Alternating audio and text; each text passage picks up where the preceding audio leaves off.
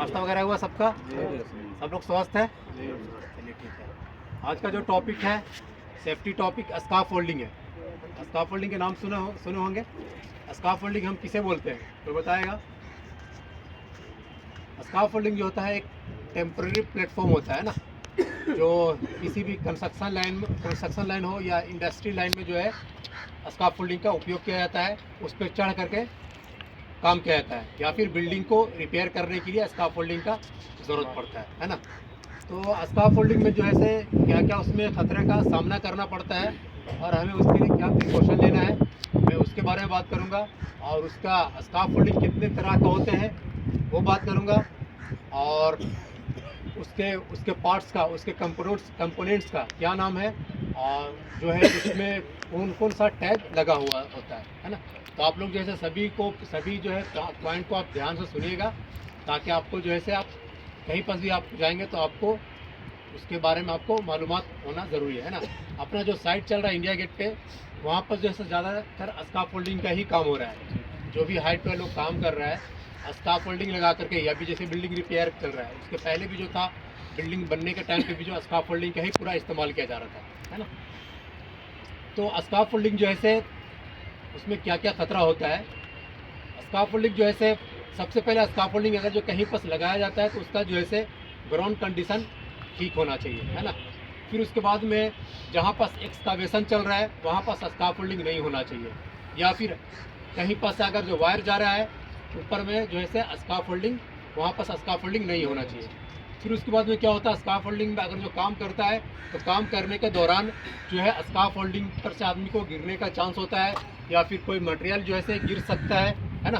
तो ये सब चांस रहता है। या फिर उसमें जो प्लैंक जो जाली डाला होता है वो अगर जो जाली का जो गैप है अगर उसमें गैप रहेगा तो उससे कुछ भी मटेरियल गिर सकता है ना। तो ये सब खतरा है स्कार्फ फोल्डिंग में काम करने के दौरान। तो स्कार्फ फोल्डिंग का जो होता है, स्कार्फ फोल्डिंग कितने टाइप्स का होता है मैं आपको वो बता रहा हूँ। स्कार्फ फोल्डिंग जो होता है वो 7 टाइप्स का होता है, 7 तरह का स्कार्फ फोल्डिंग होता है। कौन कौन सा होता है कोई बता सकता है? ठीक है। तो पहला जो है इंडिपेंडेंट स्कार्फ फोल्डिंग, है ना। फिर उसके बाद दूसरा जो है बड केज स्कार्फ फोल्डिंग होता है। फिर उसके बाद में जो होता है कैंटी लेवर स्कार्फ फोल्डिंग। फिर उसके बाद जो होता है हैंगिंग का स्कार्फ फोल्डिंग, है ना।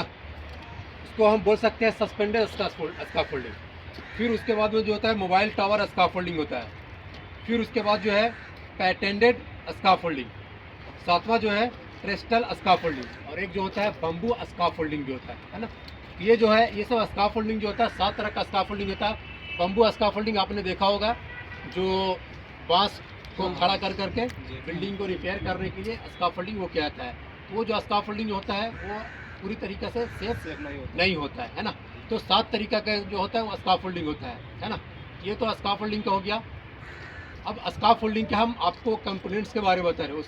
उसका जो है स्कार्फ फोल्डिंग जब हम एक खड़ा करते हैं तो उसमें कौन कौन सा मटेरियल लगा होता है उसके बारे में हम बात करेंगे, आप ध्यान से सुनेंगे, ठीक है। तो पहला जो है सोल प्लेट होता है। जब स्कार्फ फोल्डिंग जहाँ पर खड़ा करते हैं तो उसमें जो होता है सबसे नीचे जो होता है ग्राउंड कंडीशन ठीक होना चाहिए, है ना। उसका सोल जो है सही होना चाहिए। उसके बाद जो होता है वो सोल प्लेट होता है, जो लकड़ी का लगा होता है, जो इतना मोटा होता है ना, चौड़ा होता है, वो उसको सोल प्लेट बोलते हैं। उसका लंबाई और चौड़ाई और उसका थिकनेस क्या होता है वो मैं बता रहा हूँ। 300 mm इंटू 300 mm उसका होता है, ठीक है। और उसका थिकनेस जो होता है 6 mm होता है। उसके बाद में क्या आता है बेस प्लेट आता है। सोल प्लेट के ऊपर बेस प्लेट आता है। बेस प्लेट जो होता है उसका क्या होता है लंबाई चौड़ाई जो होता है उसका 150 mm इंटू 150 mm होता है। उसके बाद जो है सो उसका थिकनेस जो होता है 6 mm होता है ना। ये जो है सो उसके बारे में ये है। उसके बाद में जो बात करेंगे स्टैंडर्स होता है उसमें, है ना। स्टैंडर जो उसमें पाइप लगा होता है वो स्टैंडर होता है।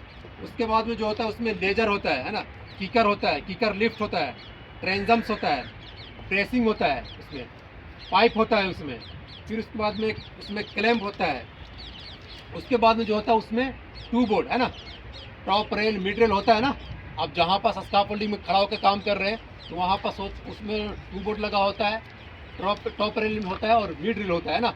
तो उसमें टू बोर्ड का जो है उसमें क्या हाइट होना चाहिए मैं उसको बता रहा हूँ। 2 बोर्ड का जो होता है वो कम से कम 100 mm से लेकर के 150 mm के बीच में होता है ना। उसके बाद में जो होता है मिड रेल, जो यहाँ पास में आता है आपका मिड रेल का जो होता है वो 450 mm होता है उसका हाइट। फिर उसके बाद में आता है टॉप रेल का जो होता है 900 mm से लेकर के 1200 mm तक के टॉप रेल का होता है। टॉप रेल जो होता है ये आपका कमर के हाइट पे होता है ना।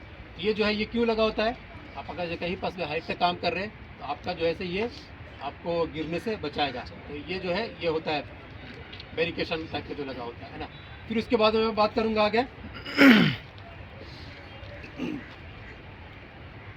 फिर उसके बाद में जो होता है उसमें प्लैंक होता है, उसमें जाली होता है ना। उसमें आप कहीं पर भी अगर जो स्काफोल्डिंग में आप खड़ा होकर काम कर रहे हैं तो उसमें डबल जाली होना चाहिए। आप जहाँ पर भी खड़ा होकर काम कर रहे हैं उसमें डबल जाली होना चाहिए। और जाली जो जहाँ पास में होगा वहाँ पास में उसका गैप बिल्कुल भी नहीं होना चाहिए, पूरा जो है से कवर होना चाहिए है ना। उसके बाद में नेक्स्ट में बात करूँगा आपको उसमें सेल्फ क्लॉसिंग होता है, फिर उसमें ड्रॉप बार होता है, फॉल्स अप राइट होता है, लेडर होता है। लेडर उसमें जो स्काफोल्डिंग में जो होता है वो लेडर लगा होता है।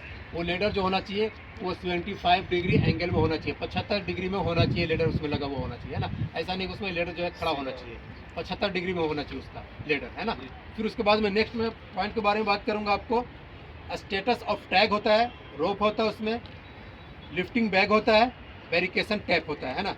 ये सब जो है ये सब उसका जो है कंपोनेंट्स, उसका जो पार्ट्स है उसके पार्ट्स के बारे में बताएं तो आपको उसके पार्ट्स के बारे में जो है आपको नाम पता होना चाहिए कि स्काफोल्डिंग में जो होता है वो पार्ट्स का क्या क्या नाम होता है ना। तो आपको जो हमने बताया 7 तरह का स्काफोल्डिंग होता है। उसके बाद में जो है उसमें स्काफोल्डिंग जो होता है स्काफोल्डिंग में क्या क्या पार्ट्स होते हैं उसके बारे में आपको बताया। अब जो है उसके बारे में बात करेंगे। उसमें जो है से कुछ लोग जो है उसमें चेक करने का तरीका भी पता होना चाहिए। कुछ लोग जैसा स्काफोल्डिंग लगा हुआ है उसमें चढ़ के काम करने लगा, तो आपको वैसा चढ़ करके आपको काम नहीं करना है। अगर जो स्काफोल्डिंग में ग्रीन टैग लगा हुआ है ना, तो समझिए कि वो स्काफोल्डिंग ओके है। उसमें ग्रीन टैग होता है ना, इतना बड़ा लटका हुआ होता है उसमें अगर जो ग्रीन टैग लगा हुआ है तो आपको स्काफोल्डिंग पे चढ़ करके काम करना है ना। और अगर जो उसमें येलो टैग लगा हुआ है तो आपको उस पर चढ़ना नहीं है। येलो टैग का मतलब क्या होता है कि वो जो स्काफोल्डिंग पर्सन है जो काम करने वाला है ना, स्काफोल्डिंग पर्सन जो काम करने वाला जो स्काफोल्डिंग को बनाता है वो उसमें काम करेगा, आपको काम नहीं करना है। जो स्काफोल्डर है जो बनाता है स्काफोल्डिंग को, जो खड़ा करता है इंस्पेक्टर जो है उसका, वो स्काफोल्डर जो बनाने वाला है वो उस पर चढ़ के काम करेगा है ना। क्योंकि उसमें जो है कुछ काम बाकी है इसीलिए वो जो है स्काफोल्डर ही काम करेगा, इसलिए वो येलो टैग लगा हुआ है।